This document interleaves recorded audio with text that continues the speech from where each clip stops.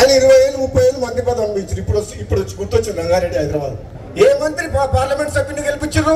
చాలా మంది మంత్రులు తెలంగాణలో పార్లమెంట్కు ఇన్ఛార్జ్ పెట్టిన మంత్రిని. కానీ భువనగిరి పార్లమెంట్కు మంత్రి ఇన్ఛార్జ్ రాలే, ఒక ఎమ్మెల్యేగా ఇన్ఛార్జ్ పెట్టింది కాంగ్రెస్ పార్టీ. అన్ని పార్లమెంట్లకు ఇన్ఛార్జ్ మంత్రులను పెడితే మరి నిజంగా నాకే కెపాసిటీ లేకపోతే, నాకే ధైర్యం లేకపోతే, నాకే మంచి పేరు లేకపోతే, నేనే గెలిపించే శక్తి లేకపోతే ఎందుకు ఇన్ఛార్జ్ పెట్టినాను? అన్ని తెలంగాణ మొత్తం మంత్రులు ఇన్ఛార్జ్ పెట్టి భువనగిరికి ఎందుకు ఎమ్మెల్యేలు ఇన్ఛార్జ్ పెట్టిండ్రు? అంటే గెలిపించే సత్తా ఉంది, ప్రజల్లోకి పోతానే కదా. మరి ఇచ్చిన వాటిని నిలబెట్టుకునే బాధ్యత ఎవరిది? మీరు ఇన్ఛార్జ్ పెడితే గెలిపించి ఇచ్చినవా లేదా సీటు? ఎవరిచ్చిండ్రు? ఆదిలాబాద్ గెలిచిందా? మహబూబ్ నగర్ గెలిచిందా? సికింద్రాబాద్ గెలిచిందా? మల్కాజ్గిరి గెలిచిందా? మెదక్ గెలిచిందా? కరీంనగర్ గెలిచిందా? ఈ మంత్రులంతా ఎక్కడ పోయిండ్రు? మరి ఎక్కడ? నేను అడిగేది ఓ దయా దాక్షిణ్యాల మీద మీరు ఎప్పుడు ఇస్తారా అని మేము ఎదురు చూస్తలేము. నిజంగా పార్టీ బతకాలంటే, ప్రభుత్వంకి మంచి పేరు తేవాలంటే, నిజాయితీగా సమర్థవంతంగా ప్రజల కోసం, పార్టీ కోసం, ప్రభుత్వం మంచి పేరు తీసుకొచ్చే వ్యక్తులకే ఇవ్వాలి అని చెప్పి అంటున్నాం. ఈ పైరవికారులను పక్కన పెట్టాలి, పైరవికారులను పక్కన పెట్టాలి. కాంగ్రెస్ పార్టీ ఇంకా బలంగా కావాలి.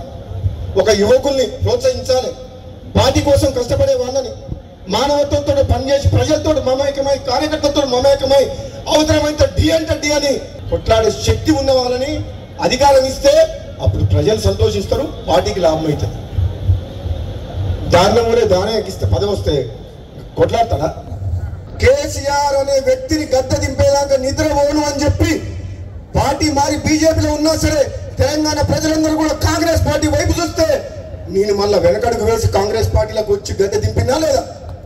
ఈ తెలంగాణ రాష్ట్రం కోసం 5 ఏళ్లు పోరాటం చేసి సోనియా గాంధీని కాంగ్రెస్ పార్టీని ఒప్పించి పార్లమెంట్లో తెలంగాణ గొంతు వినిపించి తెలంగాణ తెచ్చిన ఎంపీల్లో నేను ఒకరిని.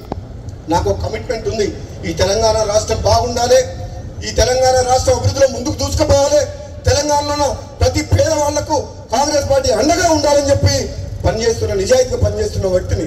కాబట్టి నా విషయంలో కొందరు నాయకులు ఇది చెప్తే బాగుండదు, దుర్మార్గంగా ధర్మరాజులాగా ఉండాల్సిన జానారెడ్డి గారు కూడా మహాభారతంలో ధృతరాష్ట్రం పాత్ర పోషిస్తాడు.